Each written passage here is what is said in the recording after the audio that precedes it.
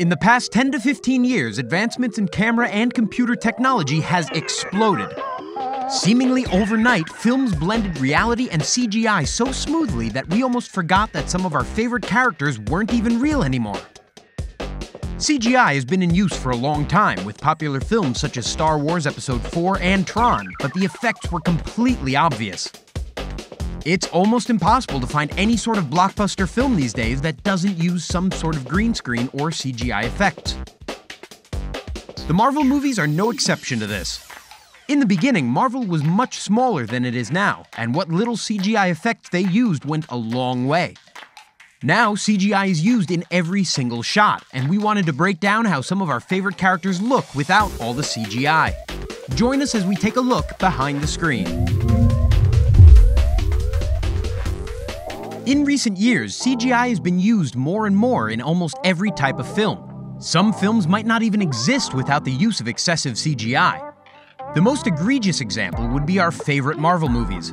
It should be painfully obvious that Marvel Studios doesn't employ a genetically modified raccoon for its movies, and that Chris Hemsworth can't actually channel lightning through an ancient hammer. Although that does sound really awesome, it's all just elaborate green screen trickery that would make even Loki proud. In 2008, when Iron Man rocketed into theaters, moviegoers were treated to one of the best superhero movies to come out in recent history. While Iron Man didn't revolutionize any CGI, it brought to life something that otherwise couldn't be made. No amount of camera trickery or costume design could give the Iron Man suit the proper treatment it deserves. Iron Man made his comic debut in 1963, and I don't think Stan Lee ever thought he'd see his fantastical creation come to life in the way that CGI allowed it to. Even in the 11 years since the cinematic debut of Iron Man, CGI has made the character come to life in ways we couldn't have even imagined. In 2008, Jon Favreau, the director of Iron Man, was reluctant to even use CGI. He knew that such a project would be nearly impossible to do without it, but went into it with more of a practical approach. In Iron Man 1 and 2, Marvel suited Robert Downey Jr. in the full Iron Man costume for a majority of shots with light CGI, but moved past to almost complete CGI in the following movies. The two blend together to create a unique feeling to it that otherwise couldn't be replicated at the time. That's why if you look closely during these two movies, the suit has an almost photorealistic look to it, whereas in the next two movies, the suit appears shiny and a little lifeless. If we fast forward to 2018, Tony Stark has moved past clunky bolted-on suits of armor and employs an army of nanotech. With a simple pull of a cord, his body comes alive with the Iron Man armor. This special effect would not be able to be replicated by any sort of costume, and is wholly achieved using CGI. While these two examples are extremes, Iron Man has been featured heavily in the MCU, and his CGI suit has evolved and changed over time. Each character has gotten some form of special effect one way or another. What the hell is that? Everyone's got a gimmick now. But throughout the MCU, the Hulk, for obvious reasons, has seen the most change in CGI. The Hulk was also one of Marvel's earliest films, debuting the same year Iron Man did. This version of the Hulk, however, was played by Edward Norton and was notably different. Hulk would appear again 4 years later, played by Mark Ruffalo. This time, the Hulk sported a new CGI look that we've all come to love. 2008 Hulk was different for a few reasons, some of them related to the technological limits of CGI. First, the Hulk's appearance wasn't as human as Mark Ruffalo's Hulk. Hulk like fire, Thor like water. More time was spent making him a massive blob of green fury, and almost no accurate muscle definition can be found. Whereas with the new Hulk, more time has been spent refining and modeling the Hulk, making his muscles move and flex and defining his human shape. The old Hulk also felt out of place in a lot of shots, and the CGI in the movie was much more apparent than the CGI used in Iron Man 1. If you notice that the new Hulk's face looks surprisingly similar to Mark Ruffalo's, you shouldn't be surprised to hear that facial and body movements were captured for the films. Mark Ruffalo donned a very expensive mocap, or motion capture suit, for his Hulk performances. Along with hundreds of other mocap actors, the suit enables actors to bring to life authentic performances without having to completely model and CGI in characters. By inputting the data by the actors, artists are able to make quick work of bringing the Hulk to life. In an interview, the VFX supervisor working on the Hulk, Jeff White, said that the most crucial aspect of the mocap suit was getting Mark's facial expressions perfect. Every single shot of the Hulk in the Avengers movie, Mark Ruffalo wore this suit. That's quite an impressive feat considering how much screen time our favorite Green Giant has. Even though Mark wore this special suit, animators still worked tirelessly to make sure that every single facial expression was on point.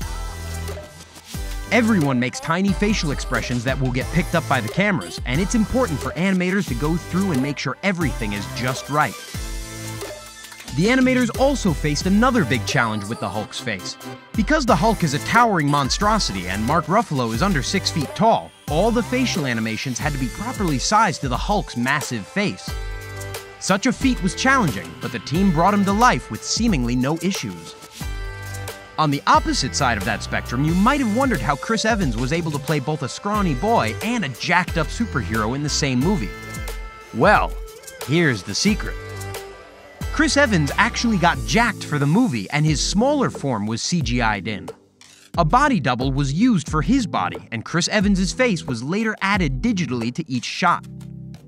The VFX supervisor responsible for the change told The Wrap that the head replacements were tricky because you were taking the head of a rhinoceros and putting it on the body of a gazelle. The difference in muscles in connective tissue was so vast that it was very difficult to make the necks match up. Although the body double for Chris, Leander Deeney, made sure to study and mimic Chris's body language the best he could. It's a shame too, because Deeney's performance in the film was so fantastic that we couldn't tell the two apart, yet we never see his face.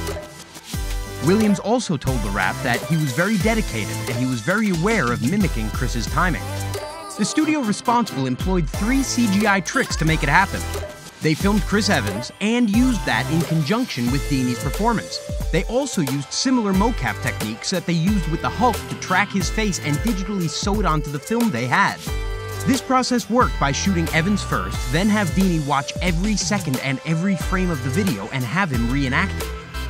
Afterwards, they would reshoot a scene without any actors so they could fill it in with the Deeney-Evans hybrid. Between all 3 of these examples, though, there is one common thread. Each movie uses a mixture of practical effects and CGI in a tasteful way. However, sometime during Iron Man 3, this all changed. Marvel had gotten big. Their movies needed a new edge, and it was becoming impractical to have hundreds of Iron Man suits on screen at once. Marvel started using CGI everywhere and anywhere they could. Now, don't get us wrong, we don't think it's completely out of place, but it was noticeable. Like we said earlier, Robert Downey Jr. no longer had to wear entire suits anymore and started using a combination of suits. This change was also found everywhere else in the universe, and the CGI was worse for it. The first time we really noticed the CGI starting to change was in Civil War. The Spidey suit was completely CGI, and while in most shots looked amazing, it stuck out like a sore thumb in some shots. If you go back and look at the fight scene in Germany when all the heroes are lined up, you might notice that our friendly neighborhood Spider-Man looks a bit out of place. This is disappointing too, because an amazing suit was made and used during filming. The same thing happened in Black Panther. A real-life suit was made for Chadwick Boseman and Michael B. Jordan, but both were completely CGI'd out. If you look at the first Black Panther trailer, you see the old suit in all its glory. While we think the new one looks better in some ways, overuse of CGI in this movie might not have been the best choice. With that being said, CGI is unavoidable in movies like these. CGI is used in ways you never would have guessed across every single movie. Everything from the entirety of New York in Infinity War to the Bifrost in Asgard to younger versions of Michael Douglas and Robert Downey Jr. Each of these scenes, from the most minute to the most incredible, has cost the studio millions of dollars. Each. These effects come at a great cost, but the reward, when done right, is always worth it. It really is no joke how much work goes into the Marvel movies. Without a talented army of special effects artists, our heroes would never be able to be on screen in the capacity they have. Millions of man-hours have been put in over the years, but we think it's been worth every second. Some CGI in the Marvel movies has absolutely blown us away, while others have left us confused. But no matter what, the MCU is better for it. Without CGI, the Marvel movies might not ever exist. We can only wish that going forward they go back and start using practical effects, but we won't be holding our breath. What do you think of the CGI in Marvel movies? Do you think it's been overdone? Did any of these effects stand out to you? Drop us a comment below and let us know. And make sure to hit that like and subscribe button to get more insider content like this.